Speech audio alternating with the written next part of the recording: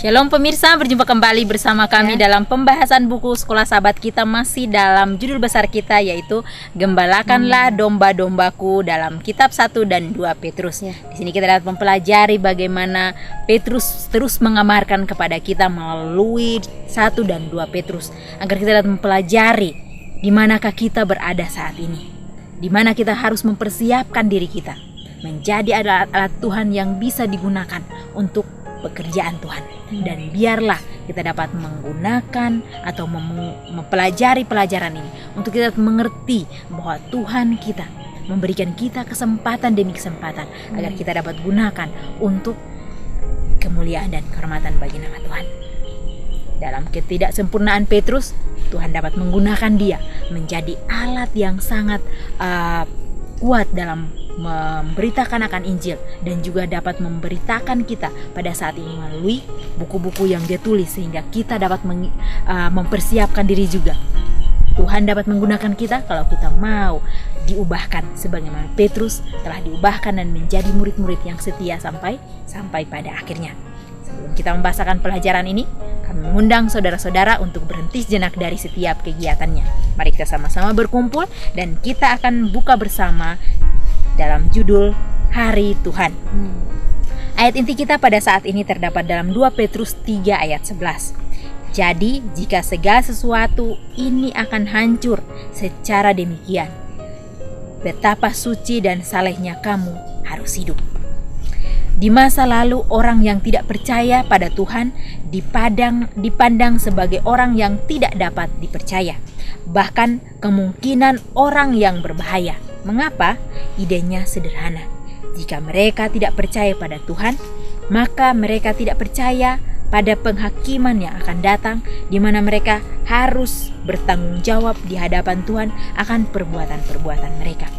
Tanpa motivasi penghakiman ini, orang akan memiliki kecenderungan lebih besar untuk melakukan kesalahan. Meskipun pemikiran seperti ini agak kolot dan secara politik tidak tepat sekarang ini, seorang tidak dapat menyangkal logika dan alasan di balik hal ini. Tentu saja, banyak orang yang melakukan benar bukan karena takut kepada penghakiman yang akan datang, sedang pengharapan untuk bertanggung jawab kepada Tuhan pasti dapat menolong motivasi perilaku yang benar. Sebagaimana yang kita telah lihat, Petrus tidak takut memperingatkan tentang penghakiman yang dihadapi oleh orang-orang yang berbuat jahat di hadapan Tuhan. Karena Alkitab sangat jelas bahwa penghakiman itu terjadi. Dalam konteks ini, Petrus berbicara dengan jelas tentang hari-hari terakhir dunia akan hangus dalam nyala api. 2 Petrus 3 ayat 10. Petrus tahu bahwa kita semua adalah orang berdosa, dan dengan demikian, dengan pandangan demikian di hadapan kita, dia bertanya, betapa suci dan salehnya kamu harus hidup. 2 Petrus 3 ayat 11. Jadi pelajaran kita kembali lagi mengingatkan kepada kita hidup di akhir zaman ini. Waktunya sudah sangat singkat. Bagaimana kita harus mempunyai persiapan untuk menyambut hari Tuhan itu. Dalam kehidupan kita, setiap tingkah laku kita, setiap apapun yang kita lakukan, kita diingatkan kembali. Karena kita akan mempertanggungjawabkan setiap apa yang kita lakukan itu di hadapan Tuhan. Baik itu baik yang kita lakukan, baik itu jahat yang kita lakukan, kita akan mempertanggungjawabkannya di hadapan-Nya. Oleh karena itu kita diingatkan kembali bagaimana kita harus hidup, bagaimana kita harus mempersiapkan diri kita. Mungkin kita akan sama seperti Petrus, kita mempunyai kesalahan demi kesalahan yang kita lakukan. Tapi saat itulah Tuhan mau mendidik kita untuk dapat merubah kehidupan kita. Dari kehidupan yang penuh dengan kesalahan akan membawa kita kepada satu kehidupan di mana kita mempersiapkan diri kita untuk hari besar itu. Tiada yang mustahil bagi Tuhan. Sejahat apapun kita pun dapat diubahkan kalau kita mau membuka diri kita untuk diubahkan. Tergantung pilihan kita, tergantung keputusan kita. Apakah kita mau diubahkan? Kita pun akan diubahkan dengan pertolongan Tuhan. Atau kita mau tetap tinggal dalam kehidupan lama kita? Kita akan tetap tinggal. Karena itulah pilihan masing-masing kita. Dikatakan di sini bahwa setiap apapun itu, kita akan bertanggung jawab. Jadi Tuhan membawa kita kepada satu pengertian lagi, bahwa apapun itu Tuhan melihat, baik yang jahat, baik yang baik yang kita lakukan, Dia melihat dari surga. Dia melihat apa yang kita lakukan. Oleh karena itu, di kolong langit ini tidak ada yang tersembunyi di hadapan Tuhan. Walaupun kita melakukannya, kita sembunyi-sembunyi dari orang lain. Orang lain tidak tahu, tapi Tuhan kita tahu. Sehingga kita diperingatkan agar kita dapat hidup jujur di hadapan Tuhan. Hidup dengan perubahan yang sejati.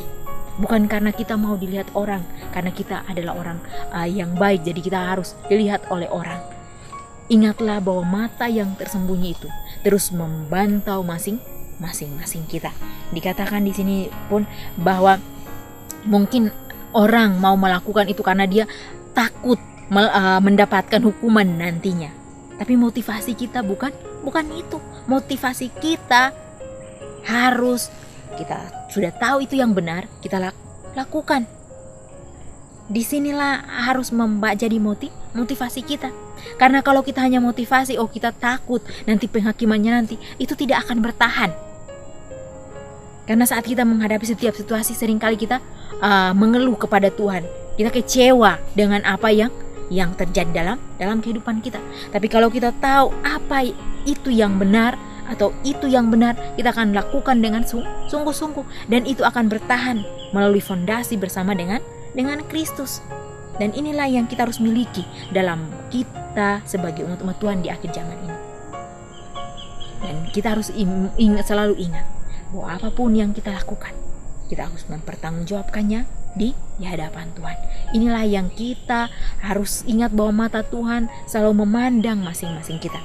Persiapan kita saat ini untuk mendapatkan hidup yang kekal, atau tindakan kita hari ini, akan menentukan kita di pihak mana kita berdiri.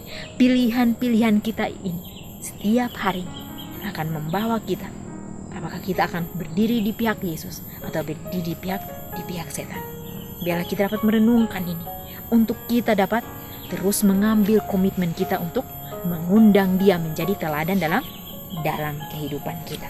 Ya, jadi sini mengenai garis kewenangan, bagaimana Petrus kemudian menekankan garis yang jelas dari nabi-nabi kudus perjanjian lama kepada kewenangannya sendiri sebagai seorang dari rasul-rasul Tuhan dan juru selamat. Ia yakin sepenuhnya mengenai panggilan yang diterimanya dari Tuhan untuk melakukan apa yang sedang ia lakukan. Tidak heran bila dia berbicara dengan suatu keyakinan dan kepastian. Dia tahu sumber pekabarannya. Ya, bagaimana pada saat Petrus menyampaikan akan kebenaran firman Tuhan, Petrus tahu sumbernya dari mana. Ya, bagaimana kita harus kembali lagi ke firman Tuhan, ke dalam Alkitab dan buku-buku roh nubuat. Ya, inilah sumber-sumber kita. Bagaimana pada saat Yesus dicobai, ya bagaimana Yesus mengatakan ada tertulis. Ya, di dalam segala sesuatu yang kita lakukan, semuanya itu ada tertulis. Ya, jadi jangan kita tambahkan, jangan kita kurangkan, tapi kita memakai bahwa garis kewenangan itu, bagaimana kita mempunyai garis ya dengan firman Tuhan, garis yang lurus. Ya, jangan kita membelok-belokannya. Ya, setiap apapun yang Tuhan lakukan dalam kehidupan kita, Dia lakukan itu dengan penuh ketelitian. Dalam menciptakan tubuh kita saja, Yesus tahu ya begitu telitinya Dia. Oleh sebab itu biarlah kita belajar ya untuk merubah karakter kita.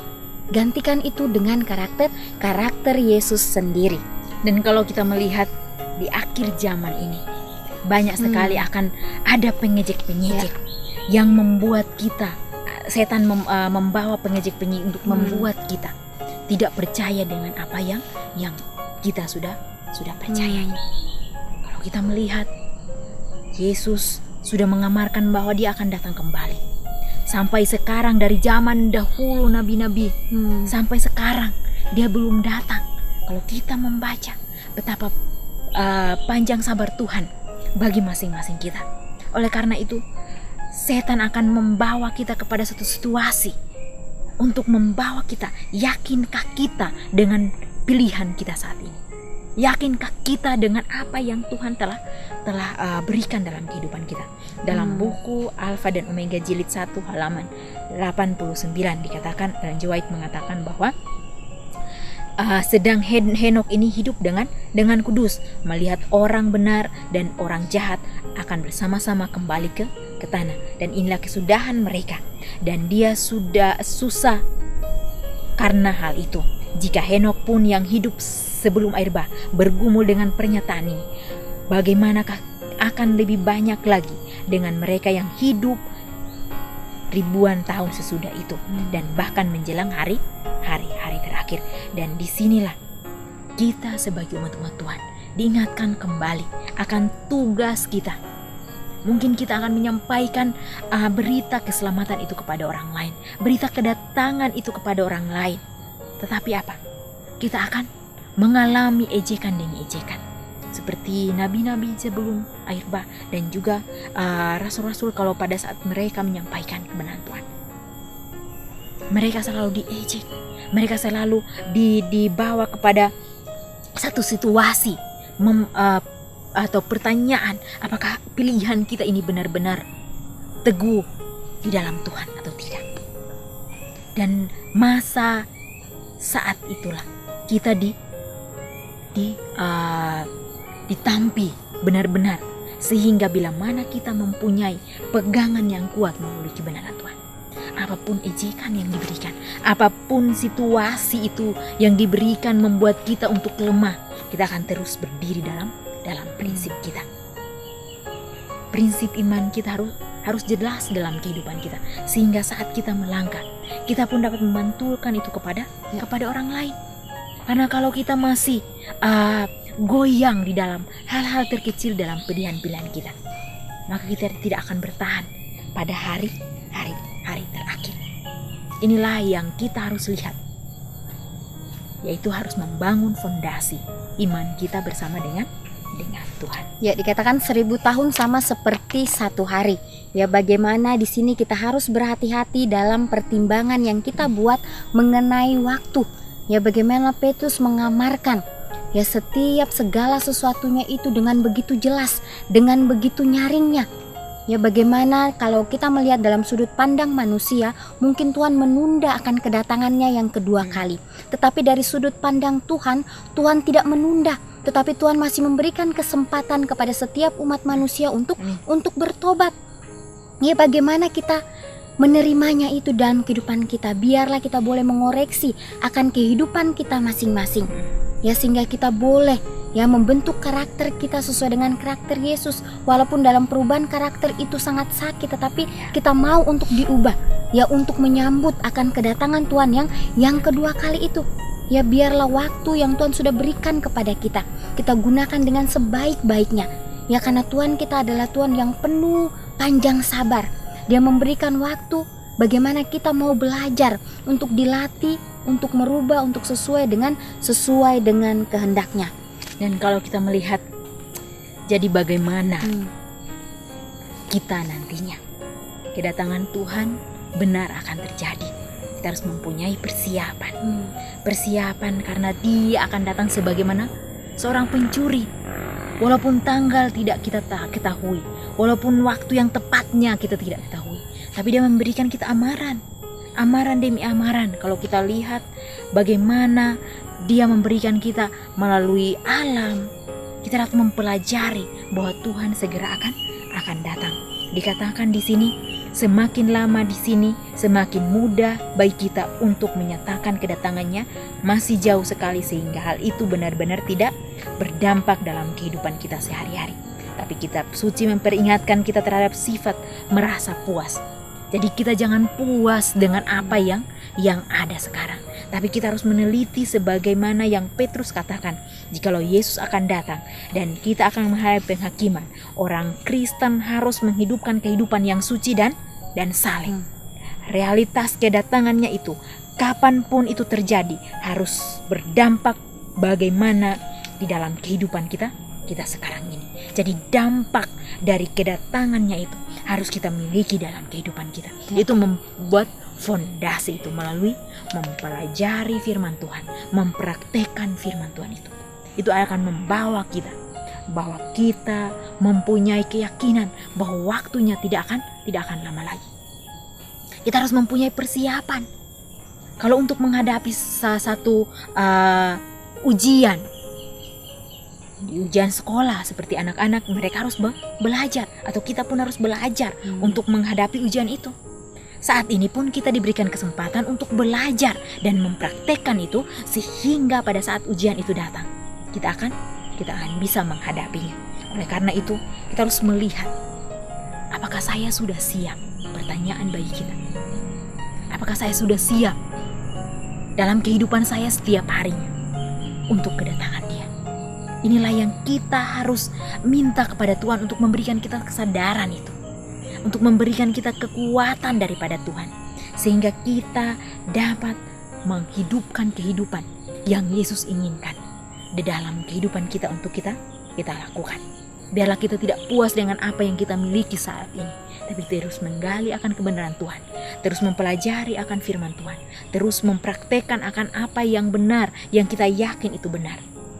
Dan inilah melalui tuntunan Roh Kudus, melalui doa kita yang sungguh-sungguh, kita akan dibawa kepada satu kehidupan yang akan membawa kita suatu kebahagiaan untuk selama-lamanya. Ya, jadi mengenai panggilan terakhir, bagaimana Yesus memanggil masing-masing kita untuk bekerja, untuk melayani Dia dengan sepenuh hati kita. Bagaimana Petrus mengamarkan kita di akhir zaman ini. Ya, bagaimana nabi-nabi palsu itu datang dengan setiap pengajarannya. Ya, bagaimana kita harus siap sedia, kita harus berjaga-jaga, kita harus kembali lagi ke dalam kebenaran firman Tuhan. Ya, bagaimana Petrus dan begitu juga Paulus, ya, bagaimana dia memberikan nasihat dan amaran-amarannya kepada kita supaya kita tetap waspada. Ya, sehingga kita dapat melihat, ya, sehingga kita dapat membedakan mana hal yang baik dan mana hal yang jahat. Ya, biarlah kita meminta. Di sini dikatakan bahwa Paulus, ya, bagaimana dia mengajarkan tentang pembenaran oleh iman. Ya, bagaimana kita dilatih iman kita. Ya, untuk mempunyai iman seperti Yesus, iman yang selalu bergantung sepenuhnya kepada Bapaknya yang di surga. Kemudian di sini katakan dari cara pandang kita, kedatangan kedua itu tampaknya seolah-olah sangat tertunda. Yesus tahu pasti bahwa kita akan merasa demikian, dan di dalam beberapa perumpamaan Dia memperingatkan terhadap apa yang dapat terjadi jika kita tidak berhati-hati dan berjaga-jaga. Di antara waktu ini, lihatlah perumpamaan dua orang hamba dalam Matius 24 ayat 45-51. Disebutkan dalam pelajaran hari Rabu.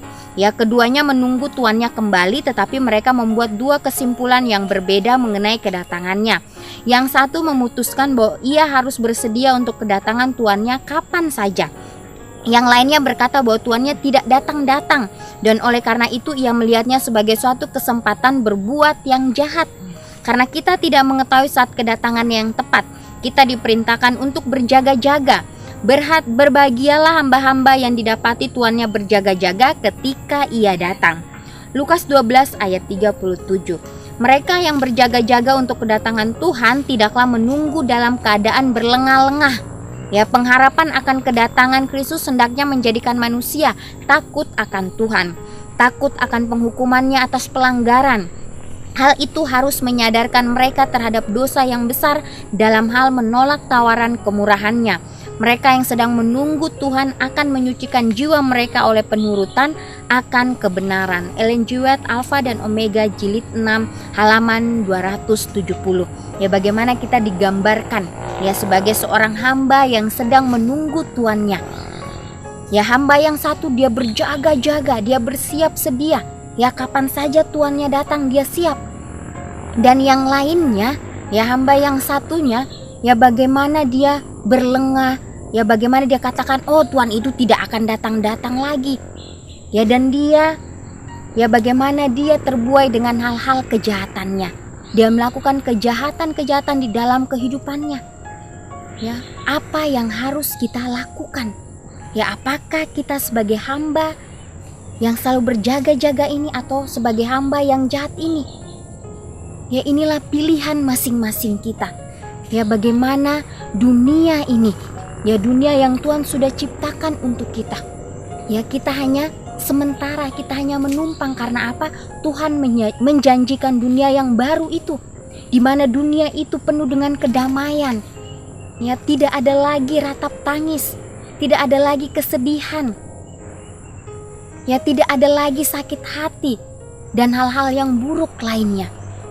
Karena Tuhan menjanjikan kedamaian itu, sukacita itu. Ya, tentunya kita mau untuk mendapatkan itu. Oleh sebab itu, biarlah kita memilih sesuai dengan kehendak Tuhan. Kita memilih untuk menjadi hamba yang selalu siap sedia, hamba yang selalu berjaga-jaga di akhir zaman ini. Biarlah waktu yang Tuhan berikan kepada kita, kita pergunakan itu dengan sebaik-baiknya. Ya, karena nasihat firman Tuhan sudah sangat jelas. Ya, sebenarnya tanpa kita jelaskan, hanya membaca, sebenarnya kita sudah memahami, kita sudah mengerti dengan baik. Ya, tetapi ya bagaimana manusia itu harus diberikan pengulang-ulangan supaya tetap ingat, ya supaya tetap mengerti ya kasih Tuhan di dalam kehidupan masing-masing kita. Dan kalau kita melihat waktu adalah sesuatu yang sangat misterius, di mana kita diingatkan kembali bahwa kita harus berjaga-jaga, kita harus bersiap sedia, karena waktunya sudah sangat singkat.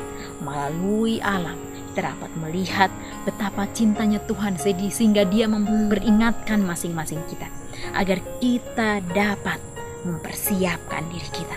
Oleh karena itu, saat kita melihat keadaan di dunia ini, marilah kita melihat kembali dalam diri kita. Apakah saya sudah bersedia untuk menghadapi hari Tuhan itu? Apakah saya sudah benar-benar mengambil keputusan untuk berjaga-jaga, berjalan bersama dengan Tuhan setiap harinya di dalam kehidupan saya?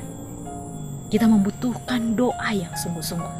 Kita membutuhkan komitmen kita. Kita membutuhkan kerendahan hati untuk dituntun oleh Tuhan. Tanpa pertolongan Tuhan, kita tidak sanggup melakukan segala sesuatu yang Tuhan inginkan. Oleh karena itu, berlatihlah mulai hari ini.